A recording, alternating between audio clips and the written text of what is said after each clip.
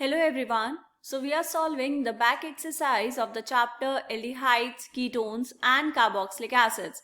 And today finally we are discussing the last question of this chapter, which is question number 20. So the question says, although phenoxide ion has more number of resonating structures than carboxylate ion, carboxylic acid is a stronger acid than phenol. Why? तो यहाँ पर हम बात करें बेटा दो चीजों की, कार्बोक्सिलिक एसिड एंड फिनॉल.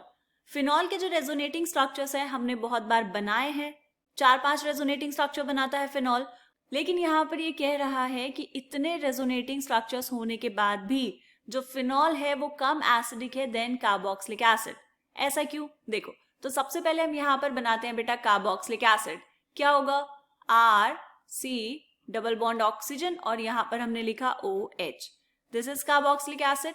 अगर हमें इसके रेजोनेटिंग स्ट्रक्चर्स बनाने हैं, एसिडिटी कैसे चेक करते हैं बेटा? यहां से बाहर जाएगा H+, तो आपको क्या मिलेगा? R C double bond O और यहाँ पर O-. ठीक है, इसकी स्टेबिलिटी चेक करनी होती है हमें एसिडिटी चेक करने के लिए. तो यहाँ पर ये जो नेगेटिव चार्ज है बेटा ये होगा रेजोनेंस में, यहाँ बनेगा डबल बॉन्ड और ये डबल बॉन्ड यहाँ से ऊपर शिफ्ट. तो क्या मिलेगा आपको रेजोनेटिंग स्ट्रक्चर में? यहाँ पर ड्रॉ करो, आर सी ऊपर क्या जाएगा बेटा? O- और यहाँ पर डबल बॉन्ड ऑक्सीजन. ये मिले आपको resonating structures of carboxylate ion. Numbering कर लेंगे यहाँ पर. This is structure number 1 and this is structure number 2. ठीक है, ये तो हमने बनाए किसके लिए? ये हमने बनाए कार्बोक्सिलेट आयन के लिए.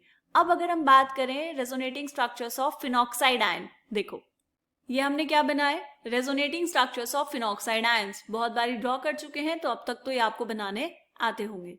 नंबरिंग करेंगे यहाँ पर. Let's say this is structure number 3, this is structure number 4, this is structure number 5, this is structure number 6 and this is structure number 7. ठीक है, अब देखो जो फिनॉक्साइड आयन है उसके आपने बनाए टोटल 5 रेजोनेटिंग स्ट्रक्चर्स और कार्बोक्सिलेट आयन के बनाए 2. फिनॉक्साइड आयन के 5 रेजोनेटिंग स्ट्रक्चर्स हैं, तो क्या होना चाहिए बेटा? फिनॉल ज्यादा एसिडिक होना चाहिए, लेकिन ऐसा नहीं होता. ऐसा क्यों? देखो, इन रेजोनेटिंग स्ट्रक्चर्स में भी हम 1 बाय 1 करके बात करेंगे. अगर हम यहाँ पर बात करें रेजोनेटिंग स्ट्रक्चर 4, 5, 6 की, 4, 5 एंड 6, इन तीनों रेजोनेटिंग स्ट्रक्चर्स में क्या हो रहा है बेटा? जो नेगेटिव चार्ज है वो कहाँ पे है? यहाँ पर लिख लेंगे. नेगेटिव चार्ज किस पर है बेटा? नेगेटिव चार्ज है कार्बन एटम पर, जो है less electronegative. Negative charge on less electronegative. Electronegative को हमने ऐसे लिखा, इलेक्ट्रोनेगेटिव कार्बन एटम. लेकिन अगर आपका जो रेजोनेटिंग स्ट्रक्चर है आप चाहते हैं कि वो पार्टिसिपेट करे, वो क्या करे बेटा? वो कंट्रीब्यूट करे स्टेबिलिटी की तरफ, तो हम क्या करते हैं? हम चाहते हैं कि जो नेगेटिव चार्ज है वो रहे मोर इलेक्ट्रोनेगेटिव एटम पर. ठीक, तो इसीलिए क्या होगा? यहाँ पर ये जो 3 स्ट्रक्चर्स हैं ये कम कंट्रीब्यूट कर रहे होंगे to the resonance stabilisation of phenoxide ion. ठीक है, तो इनका कंट्रीब्यूशन क्या हो जाएगा? स्मॉल कंट्रीब्यूशन लिख लो यहाँ पर. ठीक है, एक चीज तो ये हो गई. ओके, दूसरी बात, अगर हम बात करें ऊपर structure number 1 and structure number 2 की, इनमें क्या है बेटा? यहाँ पर जो कंट्रीब्यूशन होगा इन दोनों स्ट्रक्चर्स का वो बहुत ज्यादा होगा. क्यों? क्योंकि यहाँ पर जो नेगेटिव चार्ज है वो किस पर है? नेगेटिव चार्ज है मोर इलेक्ट्रोनेगेटिव ऑक्सीजन एटम पर. किस पर है बेटा? मोर इलेक्ट्रोनेगेटिव ऑक्सीजन एटम पर. क्लियर? ओके. अब दूसरी चीज, अगर हम बात करें स्ट्रक्चर 1 और स्ट्रक्चर 2 की, उसमें जो नेगेटिव चार्ज है कार्बोक्सिलेट आयन के ऊपर ये क्या है बेटा? This negative charge is delocalised. तो यहां पर साइड में लिखेंगे negative charge is delocalised over, किसके ऊपर डीलोकलाइज्ड है बेटा? ऑक्सीजन एटम्स के ऊपर. ठीक है, यहां पर नेगेटिव चार्ज डीलोकलाइज्ड है ओवर 2 इलेक्ट्रोनेगेटिव ऑक्सीजन एटम्स.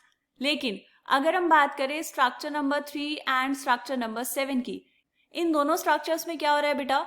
जो नेगेटिव चार्ज है वो लोकलाइज है ऑक्सीजन एटम के ऊपर, वेयर एज जो इलेक्ट्रॉन्स बेंजीन रिंग में है वो क्या हो रहे हैं? वो डिलोकलाइज्ड हो रहे हैं. राइट, जो डिलोकलाइजेशन ऑफ बेंजीन इलेक्ट्रॉन्स है वो क्या करेंगे बेटा? स्टेबिलिटी ऑफ फिनॉक्साइड आयन की तरफ कम कंट्रीब्यूट करेंगे. इसीलिए जो कार्बोक्सिलेट आयन है ये क्या होगा? ये होगा more resonance stabilised than phenoxide ion. More resonance stabilised कौन हुआ? Carboxylate ion.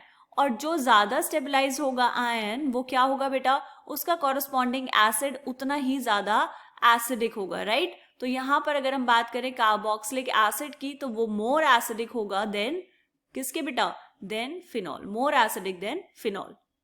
क्लियर, बात समझ आ गई है। तो रिलीज ऑफ प्रोटॉन जो है, मतलब ये जो H आपको यहां से निकालना है, ये कार्बोक्सिलिक एसिड में इजियर होगा एज कंपेयर टू फिनॉल, इसीलिए कार्बोक्सिलिक एसिड स्ट्रॉन्गर एसिड होगा देन फिनॉल। ठीक है बेटा, बात समझ आई। ये था इस चैप्टर का लास्ट पार्ट। अब हम स्टार्ट करेंगे एक न्यू चैप्टर। मिलते हैं नेक्स्ट वीडियो में, तब तक के लिए बाय बाय।